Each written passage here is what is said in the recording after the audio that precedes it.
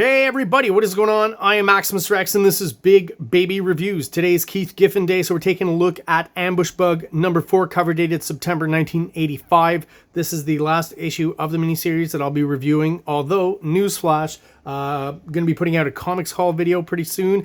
Stuff I just ordered online from my comic shop, and I'd forgotten, but I actually was able to get a copy of Ambush Bug number 1. So next week's review, we're going to backtrack. We're going to go hit number 1 just because I have it now. And then we'll move on from there the week after that. So today, again, we're looking at Ambush Bug number 4.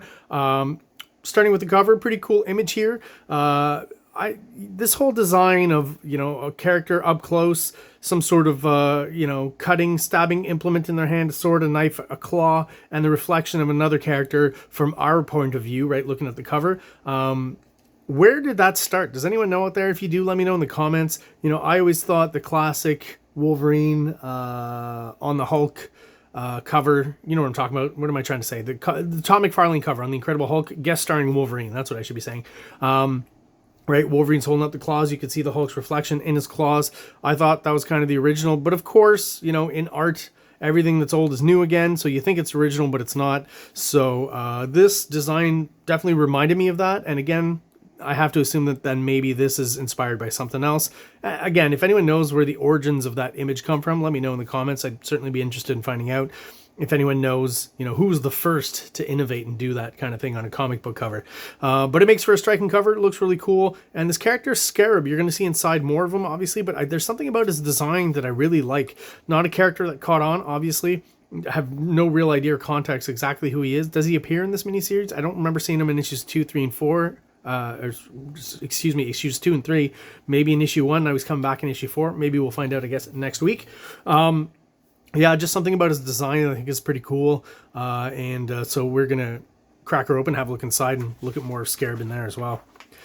So all throughout Ambush Bug, Keith Giffen's kind of using different types of layouts and designs from different print media of the time, right? And I say that because I don't know if all this stuff still exists today.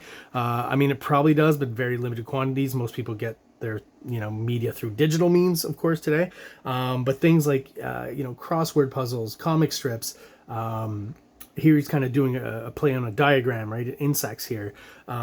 He does later on in the book the connect the dots section. There's a coloring section. Then he draws entire pages like a child, right? So just using different elements of print media that's around at the time, and it's very inventive and makes the series more interesting, obviously, and more fun. I will say this about Ambush Bug: it's not boring. It was a pretty fun read all the way throughout, and there's that typical kind of Keith Giffen humor that I imagine started maybe a little bit before this, but that definitely amplifies, I guess, through his work later on, especially when he starts writing pretty much everything by himself. So more examples throughout too. What I've figured out, I think his pattern is that basically all the background characters and backgrounds are meant to look like, I've mentioned again, I'll mention again, Alex Sinner. Munoz is the artist, right? If you want to look it up. And he definitely has set that as a pattern all the way throughout, with the simple backgrounds, the fairly thick shadows, and the funny, weird, cartoony designs of the background characters. I'll point it out as I go, and there are more background characters to be seen. And I love this idea that this police officer is using Scarab's head as an ashtray, and that the body here without its head eventually comes back and finds it. Very kind of, I discovered Keith Giffen with Trencher, right, and kind of backtracked. So this is a very kind of Trencher kind of idea. And I will say this, couple more comments, and then I move on from these pages, just because I see it's very tight, dense layouts, right? A lot of small panels, but every panel is cropped perfectly. Every panel is very clear, and you understand once you stop and really look at each panel individually, you understand what's going on. There's no question. Storytelling is A1. So I understand why later on Keith Giffen did a lot of work where he was just doing layouts for other artists, because his layouts are very strong. And here, the fact that there's so many small panels next to each other, it could get kind of confusing and blurry, but it does not, again, because it was clear, concise cropping and storytelling. Very cool. Last thing I want to mention about these pages, and that we're going to see throughout the book, there are sections where it almost looks like the black has been misprinted or badly printed, right? Like there was not enough ink on the plate or something. That's how they used to print comics back in the day, right? On these plates and prints and turning wheels, actual inks.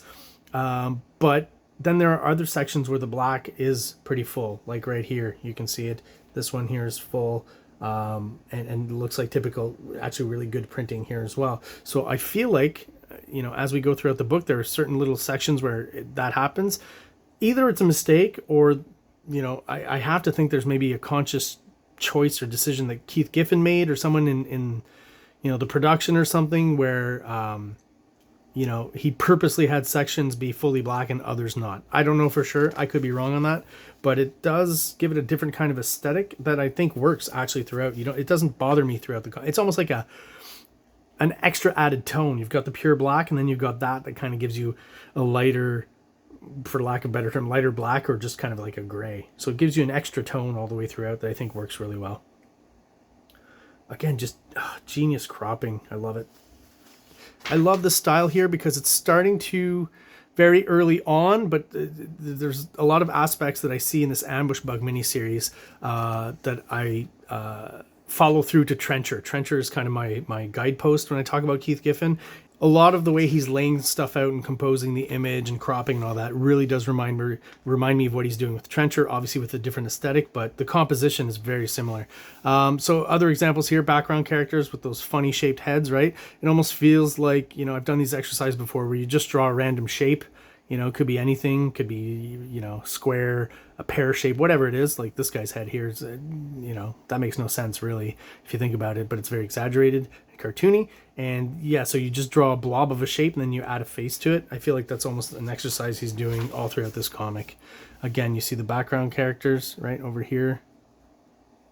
Other examples of that stuff right here. That's very Alex Sinner as well. Yeah, so it's weird to have almost kind of like a European feeling background with slightly more Americanized, you know, foreground characters. Once again, the Scarab, love that design. There's just like a wrestling demon or something. I don't know. He looks like a cross between a wrestler and a demon. That's my best description. Some interesting layouts down here, right? With some insert panels. Keeps the book moving, even though there's a lot of panels and, you know, a fairly high number of phylacteries and word balloons to read as well. Love this shot here, the full silhouette on his head makes him look really creepy. The great foreshortening on this one here. Again, every panel to me is almost like an individual work of art. Just solid composition and fun, dynamic, kinetic drawing. Love this one too, this angle that we see Scarab from, and this guy almost holding it like, you know, a shaky penis. So yeah, another example, like I said, of Keith Giffen just going here full childlike drawing, which is pretty funny.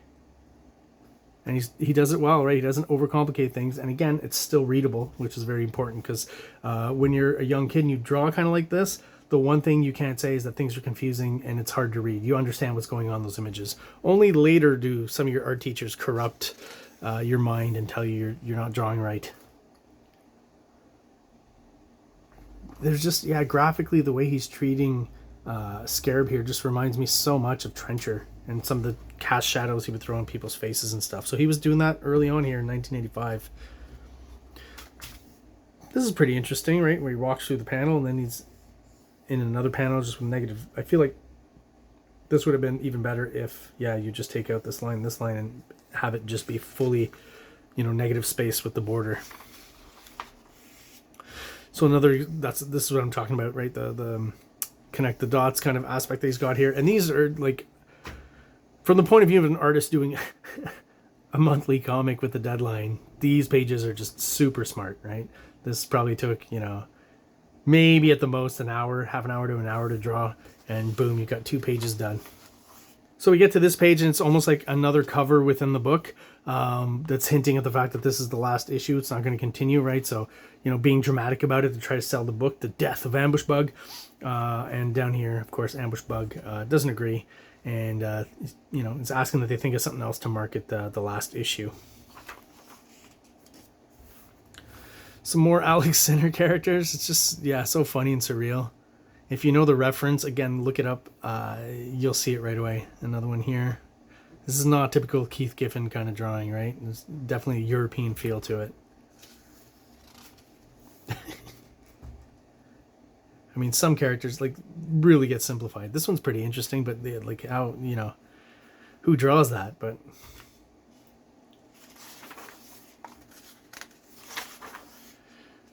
okay, so this is a very, again, we're talking about Keith Giffen's sense of humor. This is a very weird sequence where Sock becomes sentient. That's basically all I'm going to say about that. And there's definitely some sort of Dr. Doom Sock here, who's kind of like the leader of the Socks. Just, yeah, kind of an odd bit there. This one, let's be honest, just looks like a penis. A few penises in this issue, I guess. Is that what he's going for? I could be wrong. Am I, though? All right. That's all I'm going to say about that. So one more comment, I guess we're getting to the end of the book, about the cropping on each panel, because again, it's just masterful. And, you know, medium shot, close up, getting closer, extreme close up, everything's varied. You know, I'm still amazed looking at these pages how much they move and how fairly exciting they are, considering the number of panels on each page, right? Like this one here, we've got 12 panels here. He finds a way of working in a family tree into the book, and even a kind of cheeky swimsuit illustrated pinup of Starfire here, right? And the line kind of hilarious. I don't know how funny people today would find that with their modern sensibilities, but are you sure Marv said this was okay, Mr. Buggs? A little bit of a sexual undertone to all this, right? Obviously. And then ends the series on this last page, and finally we get our last bit. I'm just reminded by seeing him here, the Darkseid was here at the end of every issue. Again, not the end of issue 1, but I'm going to assume he is, because he was at the end of every other issue I've hit up to now, issue 2, 3, and 4, right?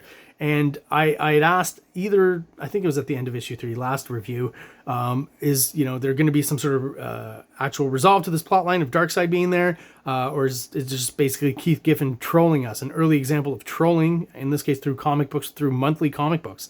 And that's definitely what is going on here, right? So I'll just read it out to you because it's the easiest way to get across what's going on here.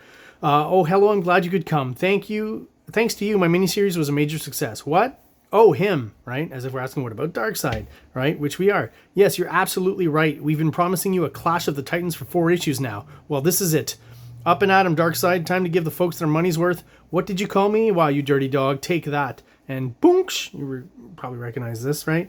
And so what we come to realize is that the Darkseid that we saw in these past 4 issues, possibly with issue 1, is basically just a blow-up doll. So yeah, basically Keith Giffen trolling us all the way throughout. And what was his goal? Well, he says that, you know, more than likely, here it is. Thanks, pal. You bought me an extra 50,000 sales in the comic shops, which, you know, in today's sales numbers, man, that'd be a pretty huge bump, just to have Darkseid appear in your comic. So if that still worked today, Darkseid would be in every issue of DC Comics. And there you go, guys. That's the end of the issue and the end of the Ambush Bug miniseries. Keith, of course, leaves us with one more kind of joke here. What if there were a next issue? It would be the marriage of Ambush Bug. And who would he marry, right? And all these ladies from the DC Universe, as well as Madonna. This I thought was interesting here, because it's 1985. Tom McFarlane is working on Infinity Inc., so just to see an ad for that is very interesting. Just because I'm into McFarlane, I've reviewed some of these issues, right? By Roy Thomas, Tom McFarlane, and Tony Zuniga. And I've done reviews on these. If you want to check them out, go ahead. They're in the McFarlane folder. But yeah, even at this small size, nothing really recognizable of McFarlane's later style. At least very little. Maybe a bit of the cape there with Obsidian. Is that his name? All right, guys, there you go. That is my review of Ambush Bug number 4, fourth part of the miniseries. And I'll be reminding you, issue number 1, which I just received next week, a little bit out of sequence, and then we'll move on from there. If you're still watching and you are subscribed, thank you so much. I really do appreciate your support. If you're watching but you're not subscribed, please like and subscribe below. It really helps us out. It helps the channel grow. And we've hit the 500 subs milestone, guys. So I want to thank each and every one of you out there. Thank you so much. I really do appreciate it.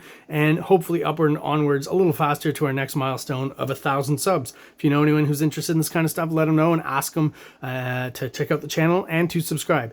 Thank you so much for watching, guys. Have an awesome day. Subscribe! Like!